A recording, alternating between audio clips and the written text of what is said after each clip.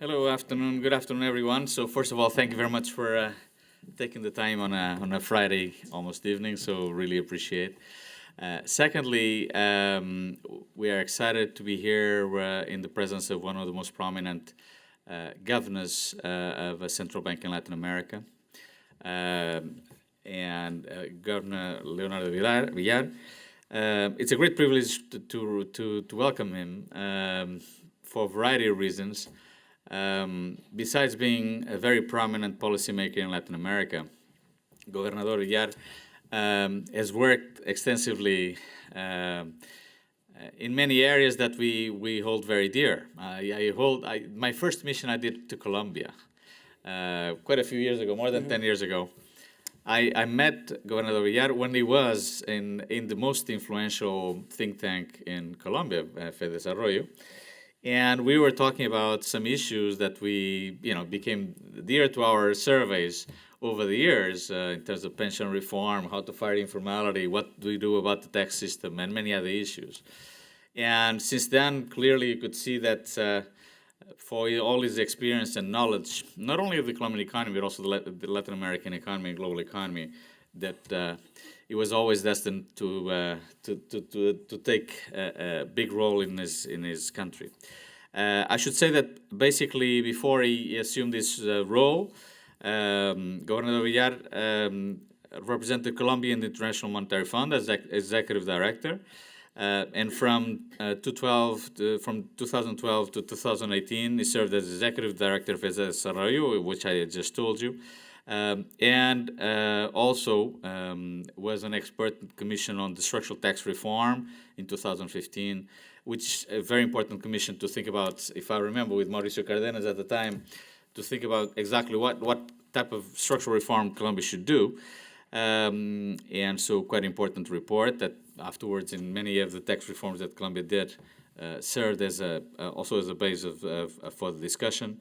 And before he served as chief economist as CAF, the Development Bank of Latin America, and a technical vice minister at the Ministry of Finance.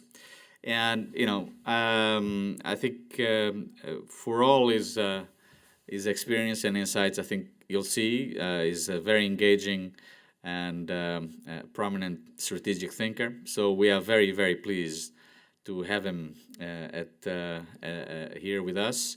So, bienvenido, Gobernador. So, we'll let you give your talk. Please go ahead.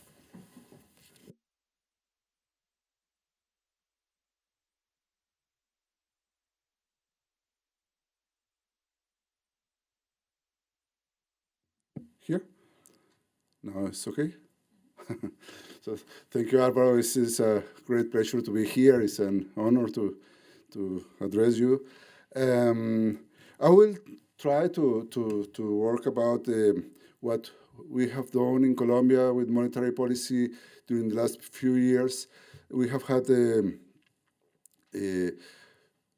4 years. In my case, I have been governor of the central bank for 4 years now, during a very difficult time in which, as happened in many countries in the world, inflation went up extremely rapidly from a point in 2020 in which, when we had the pandemic, inflation was non-existent.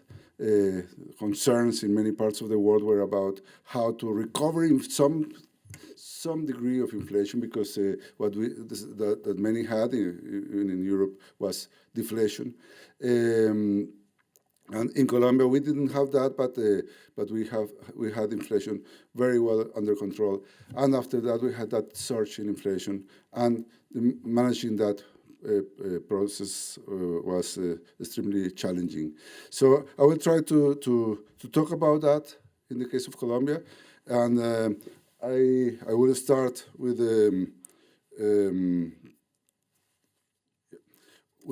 some very rapid points about the characteristics of the Central Bank of Colombia. The Central Bank of Colombia, Banco de la República, was created in 1923, so we had our 100th anniversary 2 years ago. But equally important is that in 1991, we had a constitutional reform in which the Banco de la República was granted autonomy by the Constitution. As I say here, I'm sorry. The Constitution in Colombia in 1991 was very particular, was the result of a peace agreement between the government and a guerrilla movement, which was the M19, which I mention here because that was the guerrilla movement in which the current president, Gustavo Petro, was a member. So at that point in 1991, we had a sort of a very broad national agreement around that constitution in which the very big political parties, traditional political parties, were sharing with the ex-M19 members that agreement and building a constitution in which, among many other things, the independence of the central bank was granted. And the central bank was given the mandate of keeping inflation down as the main goal of its policy. And the board of governors, the governance of the bank was changed in the way which is working now. It now has 7 members.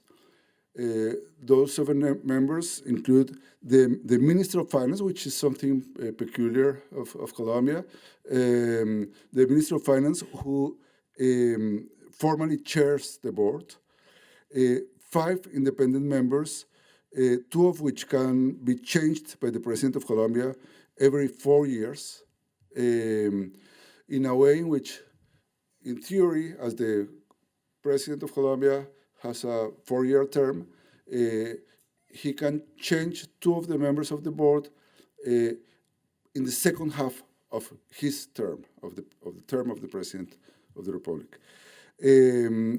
And the 7th member is the governor, who is elected by the board itself. Despite the presence of the minister of the board and of his formal role as chair, his vote is just 1 out of 7. And the spokesman of the board is the governor, not the minister, despite the fact that he is the president of the board. That may sound strange, but it has worked well in the case of Colombia, as it allows a good coordination between the bank and the government. It allows the minister to know very well in detail the discussions of the board. The minister has 1 vote out of 7, and when we have a board meeting, we go together, the minister and the governor, to the press, and it is very clear for the press that the minister usually presents the view of the government, and the governor presents the view of the majority of the members of the board.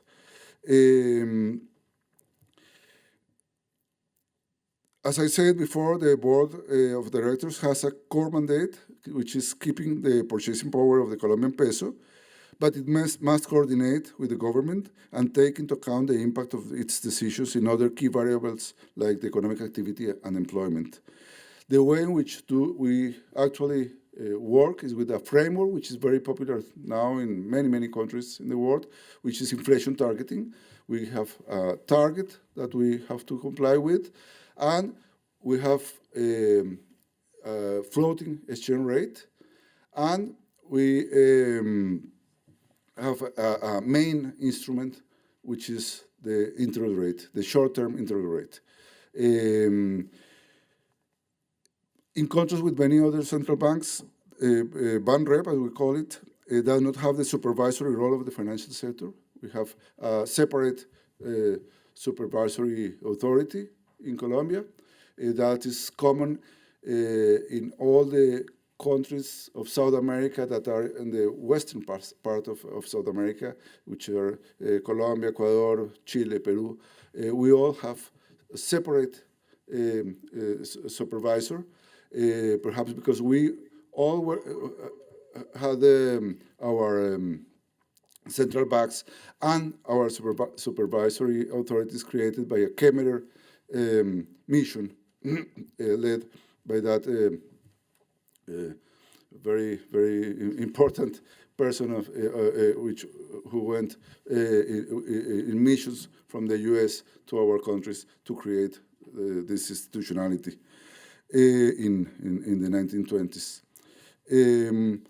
Now, that doesn't mean that the central bank is not related with the financial entities. Of course, we have a very close relation. We follow the financial entities, and we are, of course, as central bank, the lender of last resort of all the financial institutions. So with this introduction about the governance, I will go through what has happened with inflation and with the monetary policy, and then with what happened with the economic activity. If you look at this graph, the red line is inflation, headline inflation for Colombia.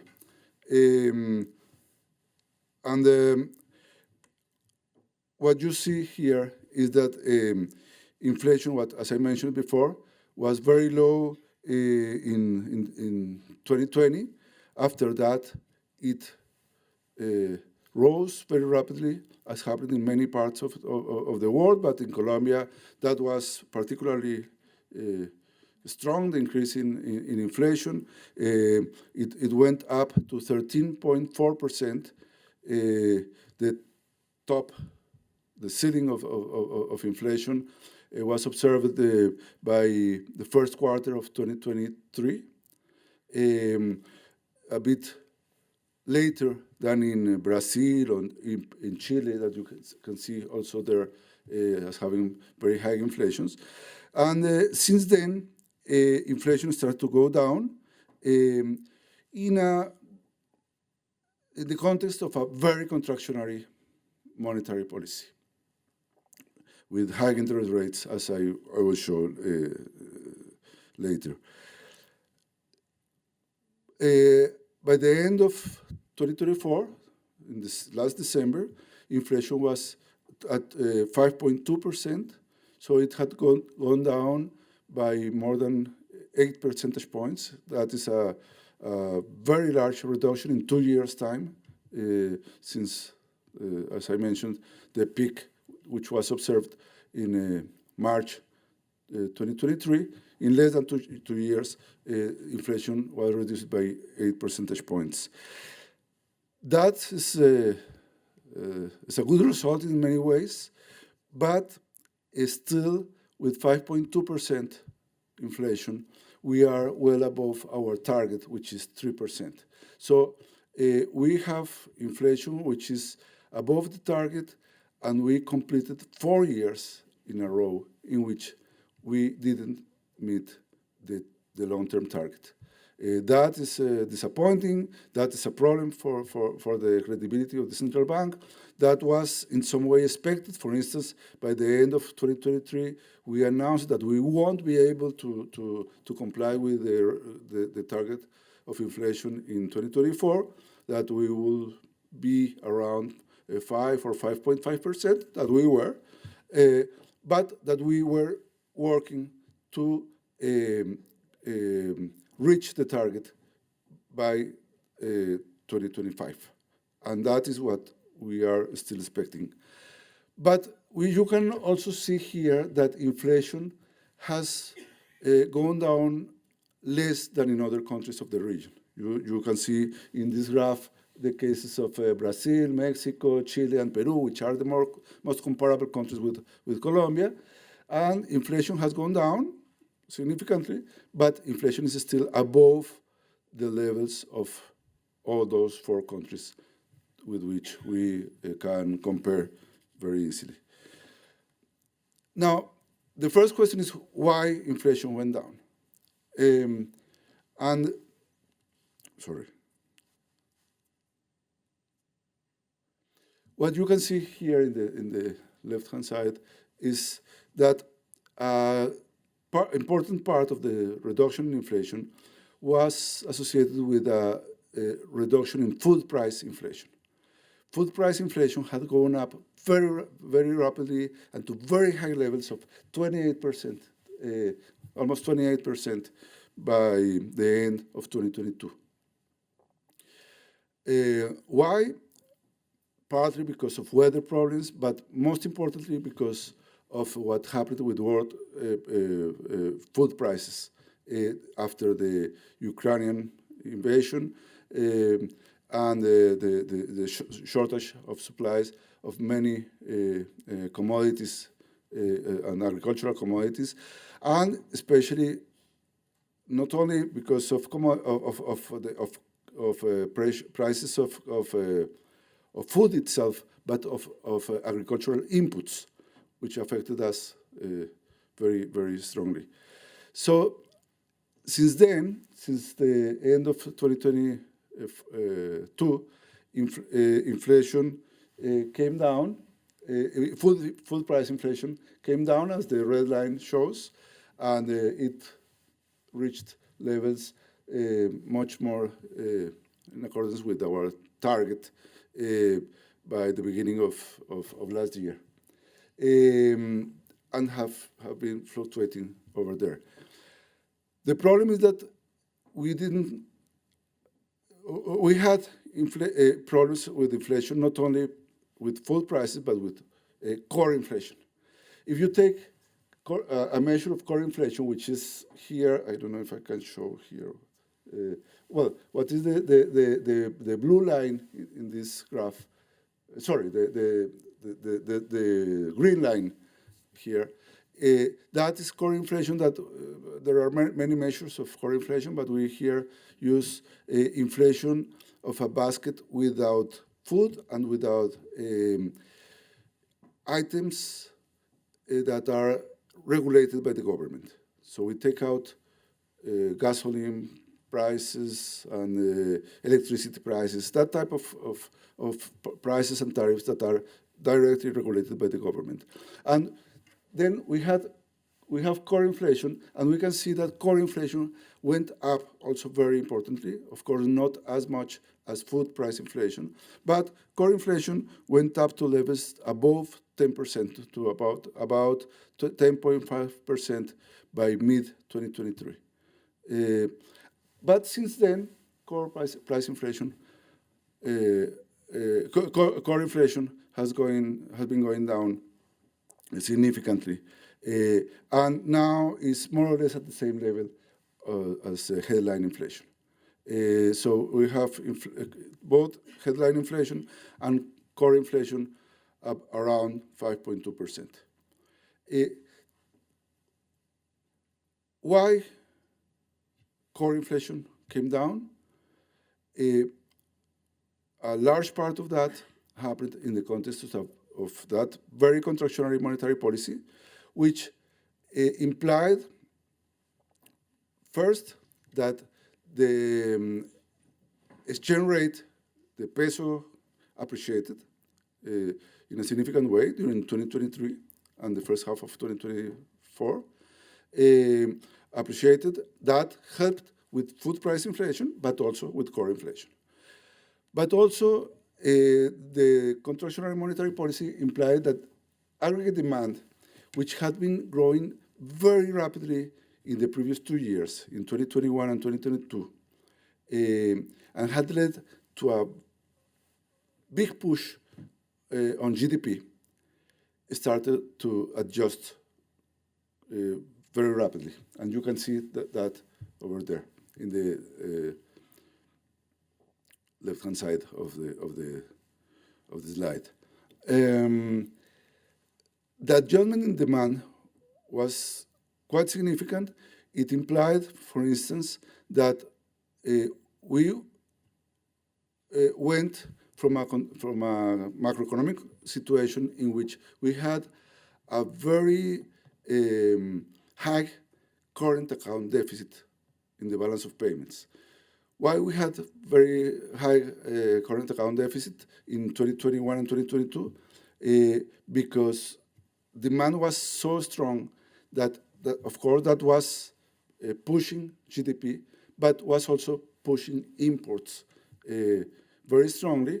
And we had an excess of imports that implied that deficit, which in the current account of the balance of payments, which was 6.2% of GDP, or 6.1% with the represent numbers, 6.1%, I think, in 2022, which was a source of vulnerability for the Colombian economy. That adjusted with that adjustment in aggregate demand. So what we had was a period that you can see there in which demand shrinked. That implied much less growth in GDP, a reduction in inflation, and an adjustment in the current account of the balance of payments. The deficit in the balance of payments, which, as I mentioned, was 6.1% of GDP in 2022, came down to 1.7% of GDP in 2024, if we take the first 3 quarters of the year, because we don't know yet the number for the 4th quarter of 2024. So that deficit was adjusted, inflation came down, and GDP also was adjusted. I will later refer to the way in which GDP adjusted. Of course, that was costly, that was something difficult to accept, but as I will show later, it didn't imply a recession.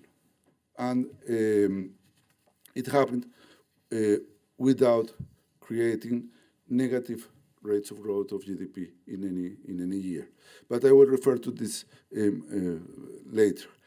Now, the question in this context, the following question in this context is, here you can see how the current account and the deficit, the deficit in the current account was reduced.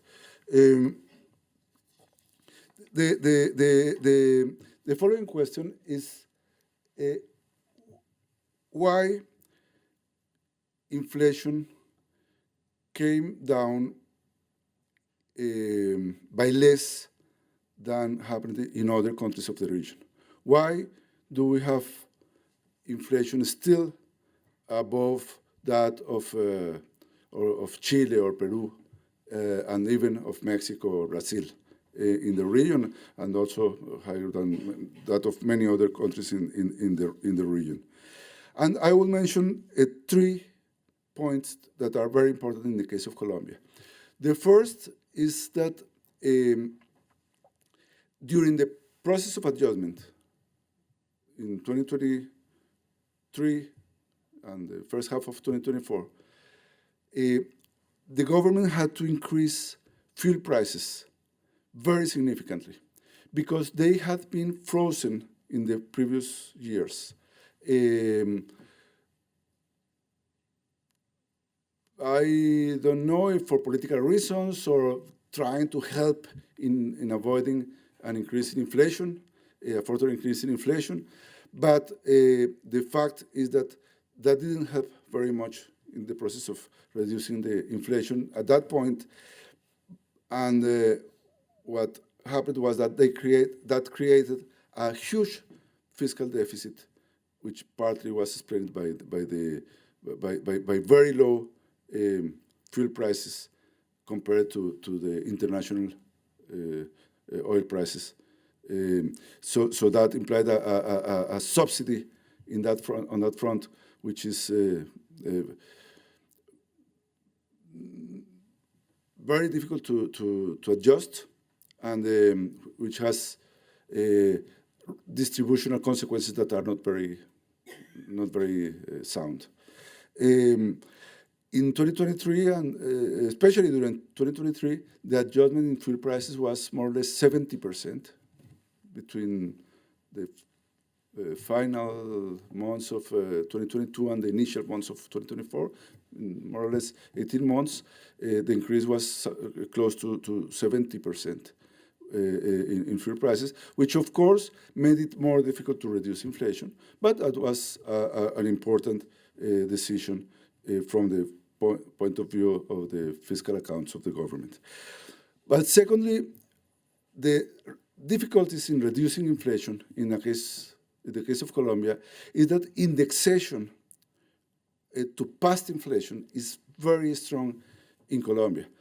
Why so strong in Colombia? Because we used to be a country in which during the last 3 or 4 decades of last century, of the 20th century, we had a relatively high but very persistent, especially very persistent inflation, around 20 to 25%. That implied that the institutionality of Colombia became used to adjust the prices of everything by the beginning of each year, taking in mind what had happened with inflation last year. That happened with the tariffs, public prices, and also with wages. The minimum wage, for instance, is always adjusted for the beginning of each year with the observed inflation. So when inflation goes up, it becomes very difficult to reduce it because many tariffs and prices and wages are adjusted on the basis of previous inflation. And in that context, what has happened during the last 4 years is that the minimum wage, which is binding in Colombia, is very important in the case of Colombia, is relatively high, as OECD has shown repeatedly and very clearly. Colombia has one of the highest level of minimum wages, of course not in absolute terms. It's very low, the minimum wage in Colombia, but compared to the average per capita income of Colombians, or even to the wages in the informal sector, Colombia has relatively high, and among the highest, relative minimum wage. So that is a variable that is binding in the case of Colombia, and it has been adjusted by several points above observed inflation. So that creates pressures that makes it more difficult to reduce inflation in this context. Now, what you can see here is that in this, under these conditions, monetary policy was, as I mentioned before, very contractionary. The central bank increased the policy rate very significantly. It went up from 1.75% during the pandemic to 13.25%. So it was a huge increase in the interest rate, in the policy interest rate. And by the ceiling of that was reached by April 2023, and since then, the policy rate has been going down as inflation goes down. But that has been done in a very cautious way, so that today the policy interest rate is at 9.5%, which is still a very high and contractive level from the point of view of monetary policy. Something that is interesting is that the reduction in the policy rate has led to a reduction that is stronger in the market rates. Market interest rates have gone down. The market rates that we use refer to term rates. In this case, these are 6-month rates for deposits in the banks, and they have gone down more rapidly than the policy rate, which refers to one-day loans from the central bank to the banks. And that suggests that there is credibility in that the process of reduction in the policy rate will continue and that inflation will continue going down. This can have two very different interpretations. One interpretation of this that has been somewhat popular in Colombia is, look, the banks are more hawkish than you are. They are able to reduce the interest rate more than you are doing in the central bank. That is an interpretation. My interpretation, very personal interpretation, but I think many people understand that also, is that as the banks understand that we are going through a process that can continue, that is sustainable, then they forecast that our policy rates will go down in the future, will continue going down in the future, so their term rates can go down, taking in mind that expectation. So can go down even faster than the policy rate. The expectation that inflation is going down can be seen, can be mirrored in this graph. This shows headline inflation, observed headline inflation, the red line. The blue line is expected inflation 1 year ahead, and the other line, which is, I don't know what is the number, the name of that color. It's purple. The purple line is shows expected inflation 2 years ahead. What that shows is that even if inflation went up very, very strongly, the expectation of inflation was always that it will go down, that in the future, inflation will be lower than it was at each point during this process. And especially at 2 years ahead, the expectation of inflation was close to the target of 3%, but a little bit above that target. So in that sense, there was credibility in the process, although not enough to keep expected inflation strictly at the level of the inflation target. Something that is interesting is that the reduction in inflation, here again, Colombia is the red line. The reduction in the policy rates, sorry, has gone in a way in which still we have the interest rate much higher than in Chile or Peru. Why it's higher? Because in Chile and Peru, they were able to reduce inflation to levels that are consistent with the target. But in the case of Colombia, it is below the levels of Mexico or Brazil.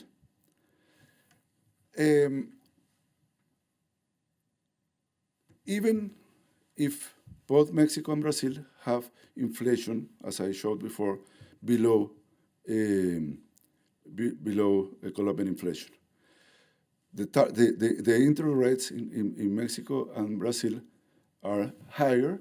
And something that is very interesting is that in the case of Brazil, it's never good to talk about other countries, but in the case of Brazil, it's very well known now that expectations of inflation have gone up, and with expectations of inflation so high, the central bank has been forced to increase the interest rate in the way in which you can see there I have here a green line, but I see there a different color. But well, the one that is going up at the end is Brazil, and that level of that increase in the interest rate reflects the need to regain confidence in the process of reduction of inflation, to combat the increase in expectations of inflation that are present today in Brazil, and which are present in the fact that today people are expecting that Brazil will increase the interest rates by 200 basis points, in addition to what they have already done. And that is something that the central bank has confirmed, that that is more or less the expectation that even in the central bank they have, because they see that they need to increase interest rates in that way, going back to what they had 2 years before. And that shows that how important is the reduction in inflation expectations to be able to keep a process of reduction in the monetary policy interest rate. Even if you see that this in real terms, what you can see is that Colombia has, in real terms, a monetary policy rate that is below those of Mexico or Brazil. Of course, as I mentioned before, they are below in nominal terms, but also are the real interest rate, the real policy interest rate of Colombia is lower than that of Mexico or Brazil. Now, what has happened with the growth and the labor markets very rapidly? Of course, the monetary policy adjustment, the increase in interest rate, was costly and was very difficult to do. And that implied that after a period of very high growth of GDP in Colombia in 2021 and 2022, in which GDP grew by 11% in 2021, which was just the response to the crisis of 2020. But in 2022, again, still, we were growing by 7.3%, even when many other countries were already growing in a much more sustainable way. So what happened in 2023, after we started the adjustment process, was that GDP grew very little, only 0.6% in 2023. So the adjustment affected growth. But the projections that many people were doing, that we will have a recession, and that the recession was something inevitable to bring inflation down, that never happened in Colombia. We only had one quarter, in the third quarter of 2023, in which growth was negative. But after that, growth have been positive each quarter, and each quarter have been higher than in the previous quarter. Since the last quarter of 2023 until the last quarter of 2024, every quarter growth has been going up. Now, when you see the level of GDP, something which is very interesting is that GDP is above, the level is above what we would have if we had continued growing at the rate of growth that we had before the pandemic. I mean, if we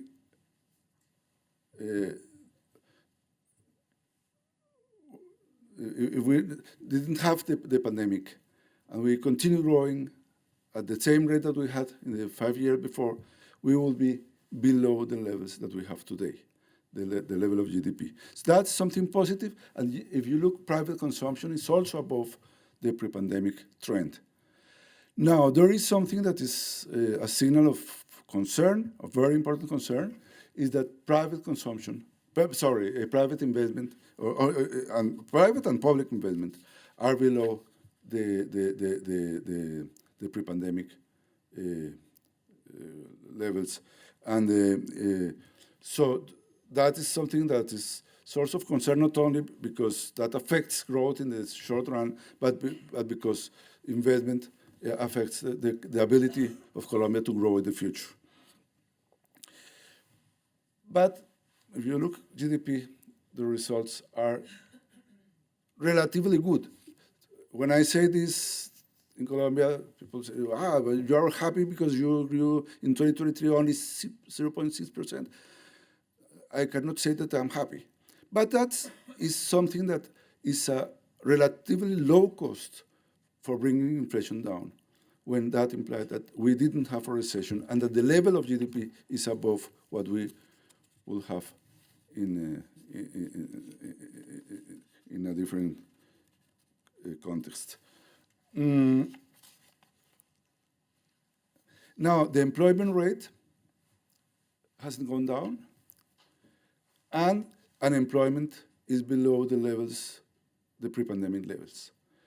Unemployment in Colombia is very high, and it's very high because of structural reasons that have been very well studied by the OECD. That is a very long, bad tradition of Colombia, but is not a problem of cyclical variables like the ones that monetary policy can manage. It's something that has to be managed in a different way. So that is, again, we are happy with that unemployment rate. No, of course, we are not happy, but we have to work to reduce the unemployment rate through different channels than monetary policy. Monetary policy is not the variable to reduce the unemployment rate below what has been more or less the level that has been consistent with low inflation. In terms of the financial sector, we didn't have any problem in the financial sector in the sense that the financial sector is very healthy, is still very healthy. Of course, there was a boom, which explained part of the, in 2021 and 22, a very large boom, especially in consumer loans, that was reversed afterwards. That was part of the problem, but now it is starting to behave better again. And very slowly, still growth loans are credit growth is low, but even after this adjustment, the financial sector has solvency ratios that are well above the legal requirements, the regulatory requirements. So we are not concerned about the health of that sector, and the possibilities to recover growth in the financial sector are very good. Now, my final remarks here will be about what are the current risks and why we are so insistent in the caution that we have to have with respect to monetary policy. There are several concerns that have been present, especially in the last part of last year, and which are perhaps some of them still present. One of them has to do with the behavior of the exchange rate. If you see here, the red line is again the exchange rate of Colombia. What you see is that we had a very sharp depreciation of the currency in 2021 and 2022. In the period in which we were growing so fast, with the demand was so strong, and the exchange rate, the currency, the peso was depreciating. That was the period in which we lost the investment grade. During 2023, that was adjusted downwards. I mean, the peso strengthened in a significant way, and that helped to reduce inflation. And during 2024, the first part of 2024, that stabilized. But in the last part of 2024, we had a depreciation of the peso again. That is a source of concern because a depreciation of the peso can create inflationary pressures. Why is this depreciation of the peso? Partly because of international factors. The dollar is appreciating against all the other currencies in the world. But there has been also other factors that affect the depreciation of the peso. And that includes concerns about the fiscal conditions, the fiscal situation of the country, and the fact that credibility in the fiscal framework and the fiscal conditions of the country have deteriorated, not just in a very recent period, but during the last 4 years. If you see here, the red line shows the CDS, the risk premium for Colombia, compared to that of other countries in the region. And what you can see is that by 2021, we had a risk premium which was more or less similar to that of Mexico, which is the green line, and above those of Peru and Chile, but not very much. What happened since 2021, when we lost the investment grade, is that we went up and we started to be much more similar to Brazil, and very well above, so more risky than Mexico. And what has happened more recently is that we have continued deteriorating in comparison with the other countries, and in particular with Brazil. You can see that now, during the last 2 years, we have been above, so more risky than Brazil.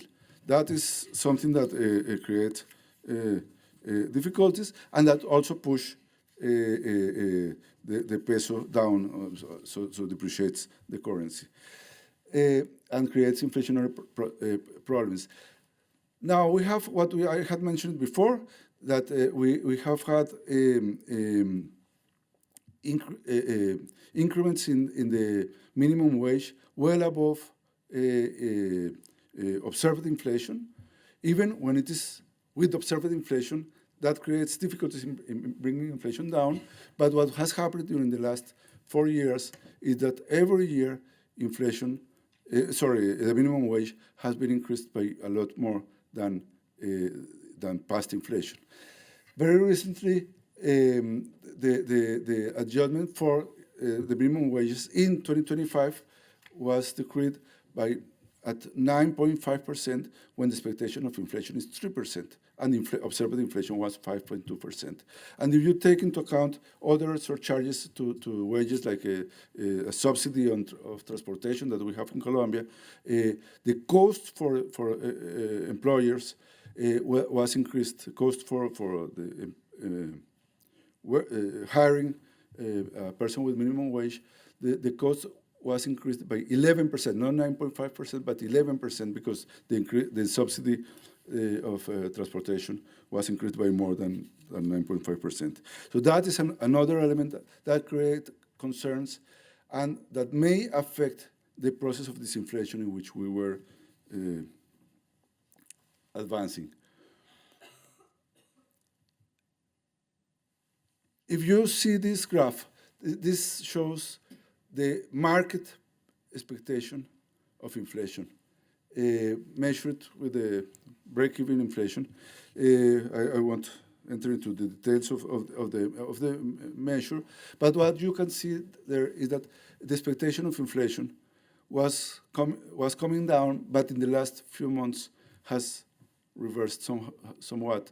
And what we have now is something that creates concerns about the ability to comply with the inflation target in 2025. As I mentioned before, we have been 4 years outside the acceptable range for the central bank in terms of inflation. An additional year without complying with the target will be very costly for the bank, for its credibility, and will imply, very likely, a perception of risks that may lead us to a situation like the one they are experiencing in Brazil. So a situation in which, to recover credibility, we have to increase interest rate again. So we have to be very careful. We have to go with a lot of caution in the process of reduction of the interest rate, and that is what we are doing. That's why and this is the final slide, in the last meeting of the board, we reduced the interest rate by only 25 basis points, which is half of what we were reducing the interest rate in the previous 6 meetings of the board, in which in each board meeting we were reducing the interest rate, the policy interest rate, by 50 basis points. In the last one, we reduced only by 25 basis points. Why? Not because we don't want to reduce the interest rate, but because we want to reduce it in a sustainable way and to avoid a situation in which we may be forced to pause or even to reverse the process of reduction. And that if that expectation exists or starts to exist in the country, that will imply that market interest rates may go up, and that will be very costly for the process of recovery that we are observing. The expectation of GDP growth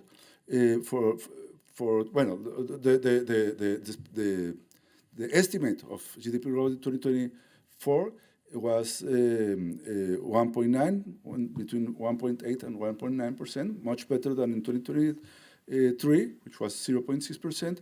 For 2025, we have expectation close to 3%, so we will be growing above the average of Latin America, and is not a excellent growth, but it's something that during a period in which we are still bringing inflation down is relatively satisfactory.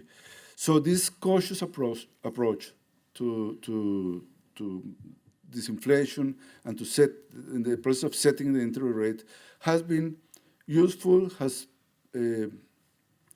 give us positive results, and that's what I wanted to show in this presentation. Thank you very much.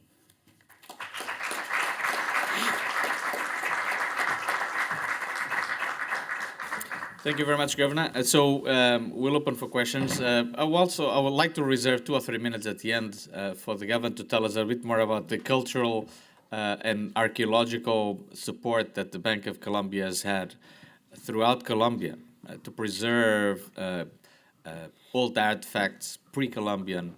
It's really fascinating. So I really would like him to talk just 2 or 3 minutes about that. But before that, obviously we'll talk about monetary policy. And remember, why is this important? Latin America, inflation in 2021 started in many parts of the world, but in Latin America it went up fairly dramatically. The first central bank movers were in Latin America. So basically sometimes we think when we talk about the economic outlook, we think about it, we always think that, well, perhaps at least some countries are having the canary in the coal mine in the past few years.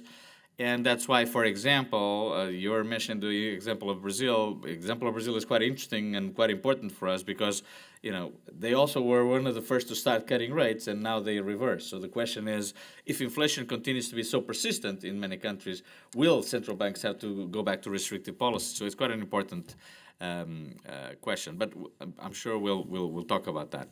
So I'll open for questions first. Online, raise your hand and feel free to talk, and the same thing here. If you have any questions, please.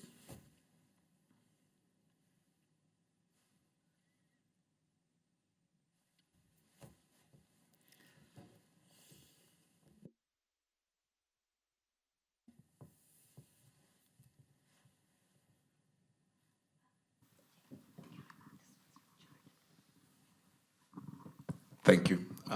My name is Cesar Barraza. I'm also Colombian, so thank you for being here. I work at the STI Directorate. I'm a policy analyst, and I work in bioeconomy. So one of the few things that we try to say in our analysis is that we need to level the playing field between the bioeconomy, which is the work that I'm doing, with the fossil fuel industry. And you mentioned that one of the key factors that hasn't allow the inflation to go down as fast as we liked is basically the stopping the subsidies for gasoline and diesel in Colombia, which is very unpopular, of course. But then my question goes to how can we balance the goals, or what is the view of the bank of balancing its objective of keeping the inflation in control while also pursuing our climate goals, which can be seen as a reform of the fossil fuel subsidies. So that was basically my question. Thank you. So should I? No, thank you for the question, because I should be clearer on that. My comment was that made it more difficult to reduce inflation, but it was required increase in fuel prices. It is we have been very explicit in Colombia about the convenience of the increase in fuel prices, not only because of the fiscal impact of that, because we were in a situation in which by the end of 2022, say, we were subsidizing all the owners of cars, which are not the poorest people of the country. But equally important is what you mentioned, that we were subsidizing an activity that has a tremendous environmental cost.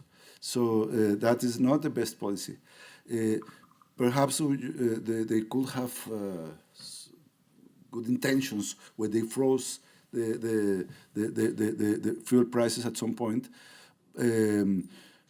But in practice, that didn't reduce at that point inflation. That didn't avoid the surge in inflation, which is much more monetary. It's some monetary policy. It has other type of causes, and that decision created the problems in the fiscal front and in the environmental front. So I think in this case, not in many cases, we have very clear reasons in which the fiscal aspect and the environmental aspect coincide in saying you have to increase fuel prices.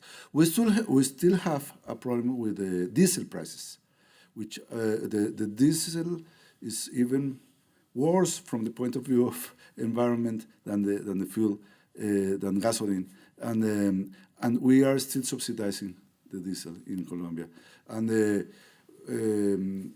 the reason why it has not been adjusted is because politically it's very, very difficult. But it is very clear from the analytical point of view and from the environmental point of view, from the fiscal point of view, that the diesel price should reflect the international cost, at least.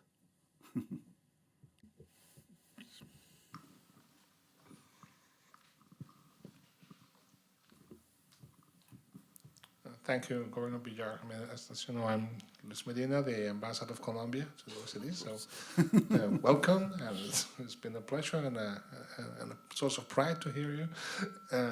So you mentioned the question of the external sector and the trade deficit that we ran in the past. And one thing that's been swirling in my mind for already a couple of years is that the central bank's estimates say that the elasticity to the exchange rate has pretty much disappeared, so that we can no longer rely on exchange rates as a mechanism to adjust trade deficits, which, at least in my worldview, are something that we should address. I mean, I don't think that it's a good long-term strategy to grow on the basis of trade deficits.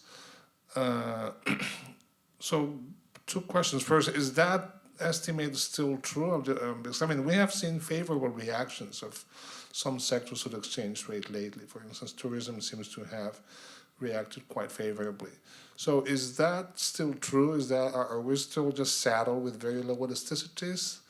And if that is the case, then what does that mean for the prospects of redressing those deficits and going into a path of growth that does not rely so much on these trade deficits? well,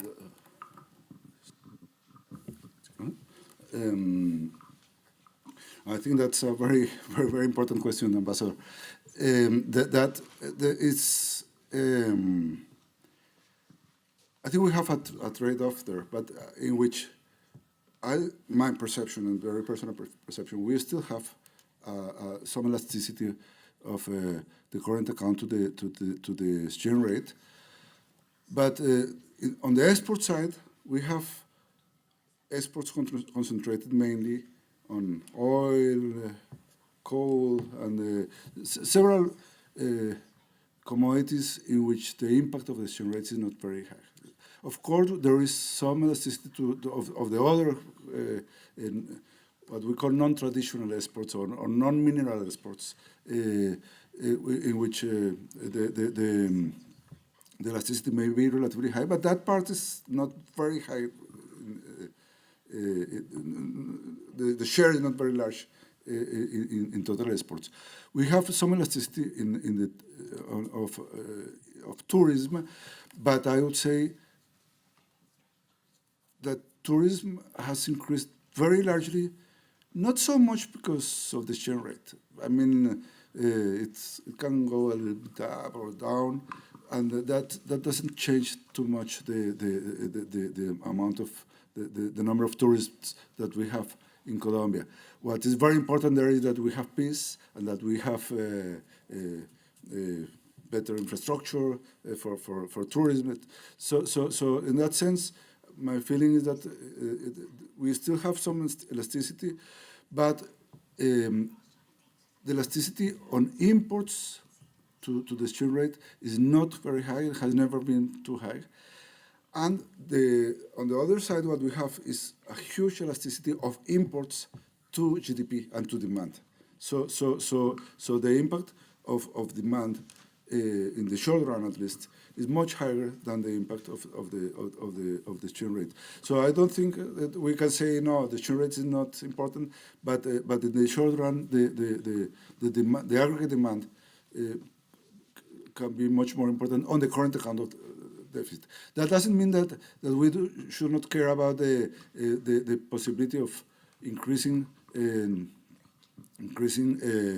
non-mineral exports, which I think is a key part of development in the future of Colombia, and of course tourism. But I think the main mechanism for that perhaps are not the exchange rate, but other instruments.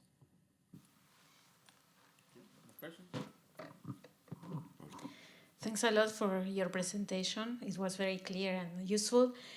Can you talk a little bit about the neutral yesterday rate for Colombia, how it has evolved since the pandemic, and how do you see the global and economic conditions, domestic economic conditions affecting that neutral interest rate, just to know how tight monetary policy is and how should it go forward?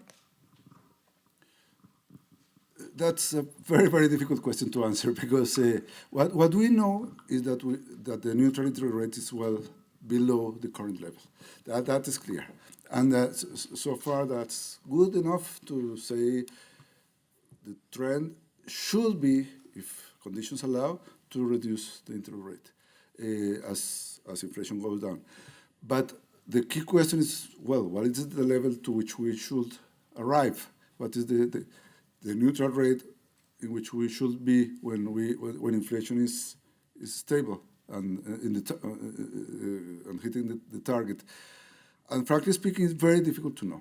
And there are some elements that suggest that the neutral interest rate may have gone up.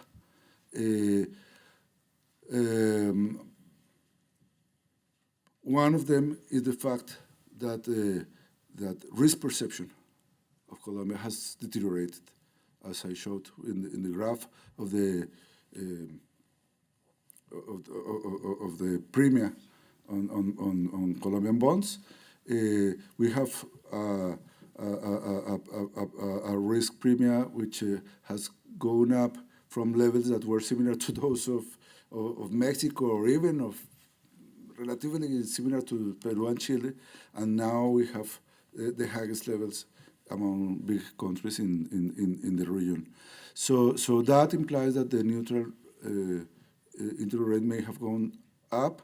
The other element that we have is that investment rate has gone down, and that implies that perhaps the neutral rate, the ability to grow in the future is damaged. The impact of that on the neutral rates is not very clear, but we will have to continue watching at that variable and discussing how to estimate that. My feeling is that that will be a process of trial and error. In the future, we cannot say now we will get to this level of interest rate when inflation is at the target. We will have to see what is happening with productivity, with everything at that time, and whether with the interest rate that we have at that time, inflation is going up or down, and that will give us signals that it is or is not the neutral rate. Hello, Governor. I'm Jose Antonio Ardavina. I am the head of the Latin America division in the Global Relations Directorate. I was quite impressed by the three graphs you showed of GDP, consumption, and investment versus the trend before the pandemic, and this remarkable distance between consumption and investment before the trend. So I wonder if you can elaborate a little bit on this. The consumption might have to do also with these increases in wages that you say have been growing, but probably also with social policy. We understand that this government is a bit more aggressive on social policies, but also the worrying part of investment, no? That this low investment, what is being done or what can be done to really rebalance that, given that really for Latin America, we have been really years behind investment levels of other regions like Asia or others, and that's critical, as you said, for productivity and growth and all that. And probably a link question, the issue of informality, because you said that unemployment is relatively high usually. I understand that during the accession process of Colombia, there was a really important reduction in informality, but still it seems that this high level of unemployment might be linked to the fact that there's lower informality than in other countries. In Mexico, for example, informality is very low.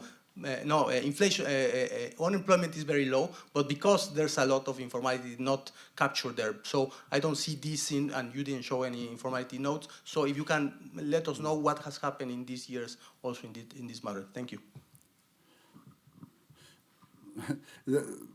Very difficult questions. But what is very interesting is to see that, and I don't know why, but I showed that the unemployment has remained low, and despite the adjustment. But what is even more interesting is that informality has been going down, and that's interesting. And as I was mentioning in the lunch with Alvaro and Paula, it's difficult to understand why, because the minimum wage was increased a lot in relative terms. The a priori expectation was that will create more informality, and that doesn't happen so far. That I don't know the answer, but informality has been going down, and that may be part of the reasons why consumption has been able to stay so high. Now, still, that issue of part of the demand going from investment to consumption create concerns, because it may imply that we have a situation in which the ability to grow in the future is lower. But I would say that that is a key issue in the discussion of Colombian prospects today. And I hope the OECD will help us in understanding this. Many thanks, Governor, for the presentation. It was very nice the way you illustrated the key role of inflation expectations and also the challenges you still have ahead. So in that situation, how do you assess the possibility of using forward guidance in a way to reinforce the inflation expectations mechanism? What we have, our policy has been to avoid forward guidance as much as we can. And the reason is just that we are very much afraid that if we use forward guidance, we may lose credibility. If we say we will do this or we will do, and after that we cannot do that, that may reduce credibility. And credibility is the key for the type of policy that we are undertaking. So we insist very much that we are taking decisions which are data dependent, so that at each moment we take the decisions based on the available information and of course about the balance of risks that we have ahead. But we try to avoid forward guidance. That is difficult. That's easy to say and very difficult to do. In some sense, we keep saying that we are expecting to reduce interest rate further, which may be interpreted as forward guidance. But we are always saying, but we cannot say we will do next meeting. We will do it if the information allows us to do. That's something that we want to do, but we want to do, and we want to normalize the policy. In that sense, there is some kind of guidance, but we are insisting in that we will be able to do that if conditions allow, and we will see the data that we have available at that point and the projection that we have at that point in the future to take those decisions. Thank you, Governor, for this great talk, and you explained very clearly how the monetary policy tightening brought back Colombian GDP to a more sustainable path, and you also showed the different components, consumption and investment. I was wondering whether you had any insights on how this boom of consumption and this fall in investment was related, or perhaps was not related, to the monetary policy cycle. And going forward, what would you expect, as monetary policy easing continues, what that does respectively to these two components that have very clearly had a very interesting trajectory in the last years? Again, it's very, very difficult to have a good diagnosis of what is happening and about what may happen in the future with the normalization of monetary policy. But there is part of that shift from investment to other type of from investment to consumption that may be related with the interest rates, especially if you take consumption. Investment in housing and construction. The reduction in construction may be to a large degree explained by interest rates. Now, if you see the data about the reduction in investment, part of it is construction, and that is very much explainable, and that may be normalized when monetary policy normalizes. But you also see a reduction in many other types of investment, and especially investment in the industrial sector. which is also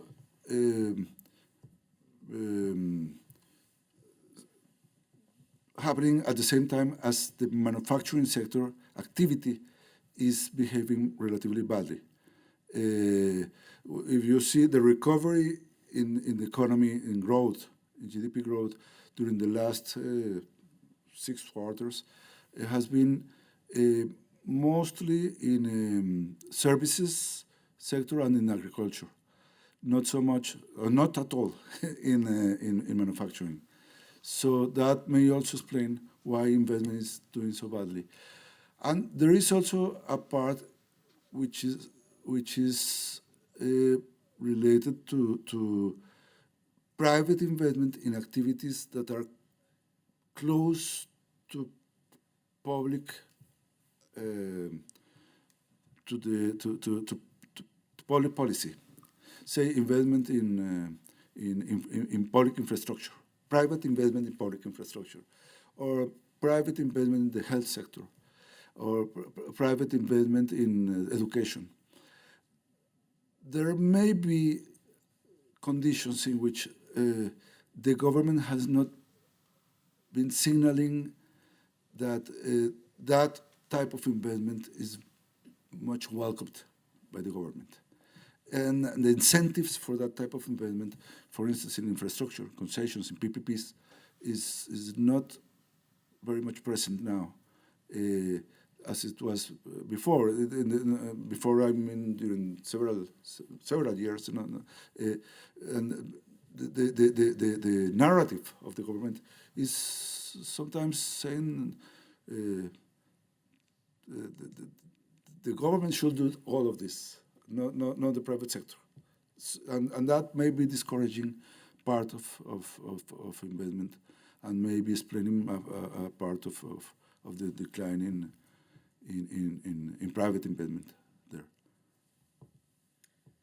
Okay, so last question is regarding this cultural issue that I think is important.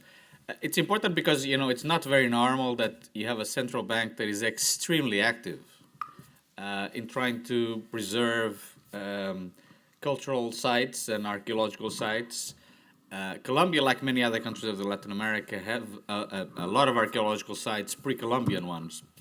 And in fact, in one of the missions that we did there, one of the things that was striking was exactly to talk not only in Bogota, but also other parts of Colombia.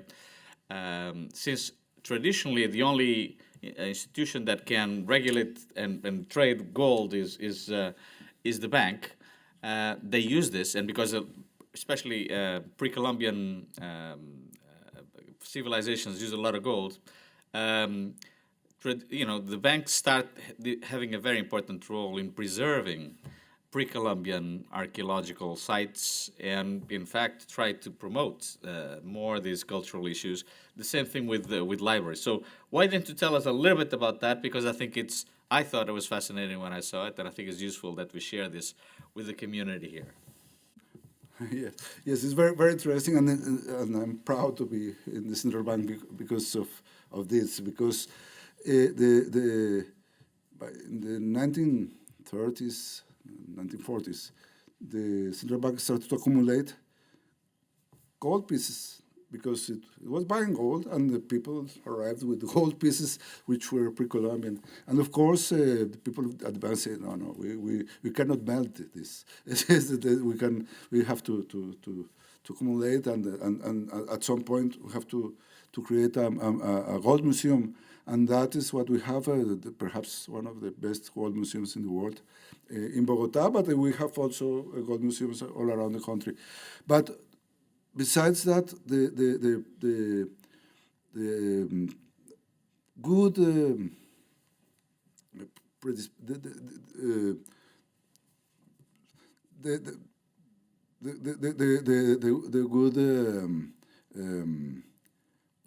management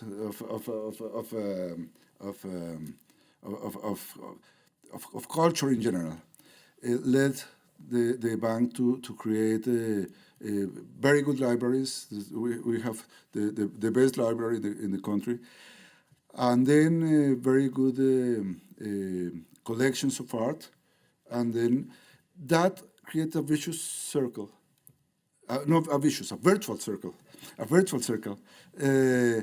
which led, for instance, Fernando Botero, the painter, very famous painter, to say, well, I have my own collection of art, which is a huge collection. I want the bank to keep it. And he donated all his works, and not only all his works painted by himself, but all what he had accumulated of Picasso, Miro, very good painters and sculptures of the initial part of the 19th century that he had bought during his life. So we have a very nice museum. And the very nice part of that is that when we had the constitutional reform in 1991, the assembly that gave the central bank its autonomy said, we want the bank to be autonomous, but to keep the cultural activities, because we don't want to get rid of it. We want it to keep it, to maintain, and the bank has done so.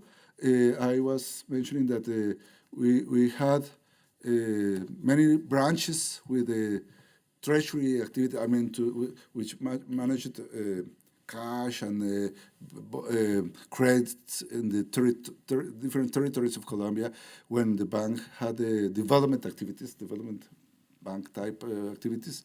And what the banks did afterwards was, well, those activities are not anymore with the bank, so we will convert those branches in cultural centers. And we have now 29 cultural centers all around the country, which work very well and which are something that make us proud of being at the bank.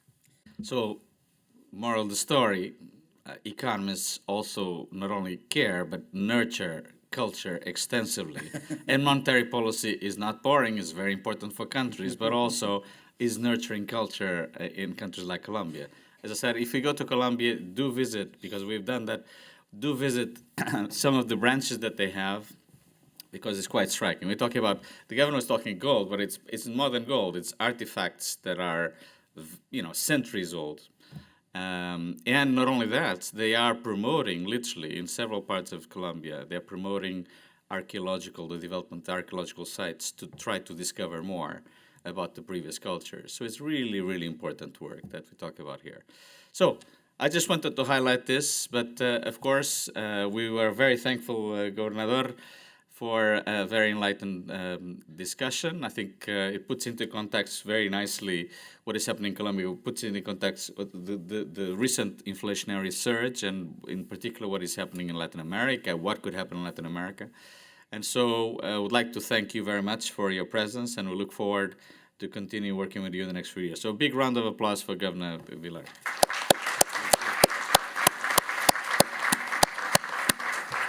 So with that, I would just wish you a great day, and we'll announce new governors of the lecture series, but also Chief Economist talks, which will come as well soon. All right, have a good day and a good weekend. Thank you.